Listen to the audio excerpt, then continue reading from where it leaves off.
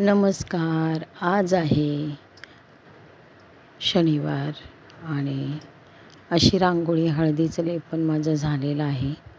आज कात्यायनी देवीची आपण उपासना करायची आहे. इथं मी गॅसच्या शेगडीची पूजा वगैरे केली आणि आज माझ्याकडे मुली जेवायला कन्यापूजन आहे.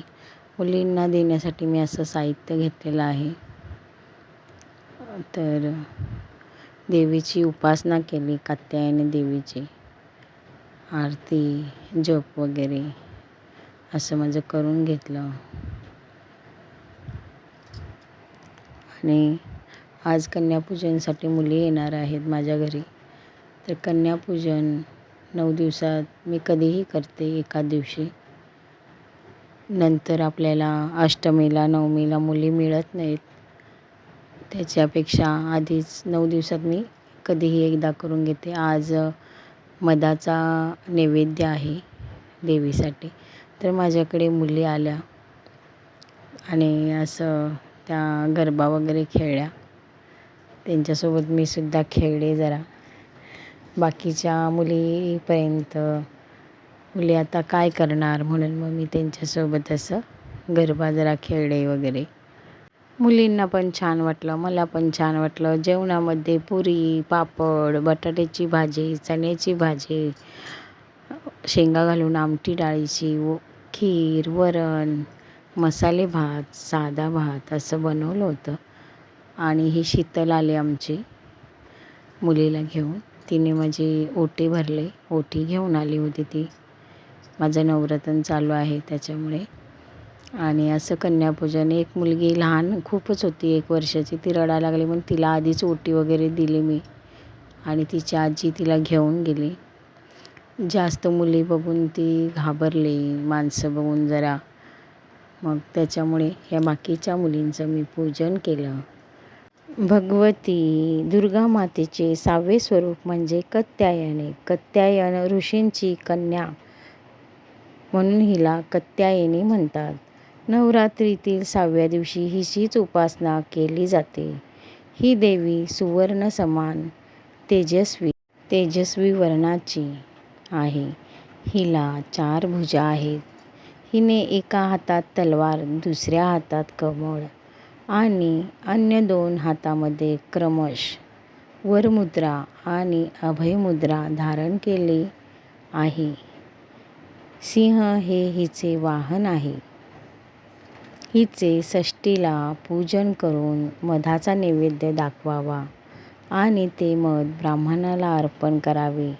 हिच्या उपासनेने मनुष्याच्या समस्त इष्ट कामना पूर्ण होतात. त्याला सुंदर रूप प्राप्त होते. शिक्षणात प्रगती व्हावी म्हणून हिची अवश्य उपासना करावी. आणि मी अशी ह्या मुलींचं पाद्यपूजन वगैरे केलं. त्यांना हळदी कुंकू लावलं. मला खूप छान आणि प्रसन्न वाटत होतं ह्या मुली आल्या त्याच्यामुळे.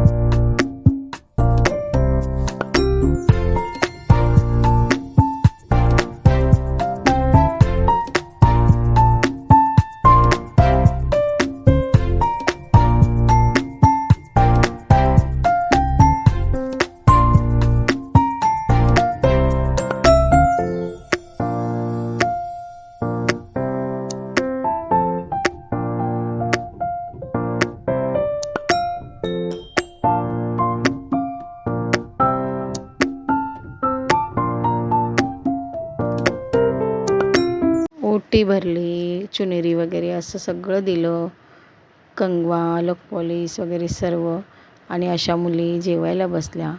छकुली आमची वेळानं आली आणि मग या मुलीचंसुद्धा आतमध्ये देवासमोर मी तसं पूजन वगैरे करून घेतलं. आणि एकूण 11 मुली झाल्या. आम्हाला खूप बरं वाटलं. 9 अपेक्षित होत्या, पण 2 जास्त झाल्या. खरं खूपच बरं वाटलं. आणि हिचंसुद्धा मी पूजन केलं. तर माझा व्हिडिओ कसा वाटला, कन्यापूजन कसं वाटलं, नक्की कमेंट करा. माझ्या चॅनेलला लाईक करा, शेअर करा, सबस्क्राईब करा. दुर्गा माते की जय, अंबा माते की जय.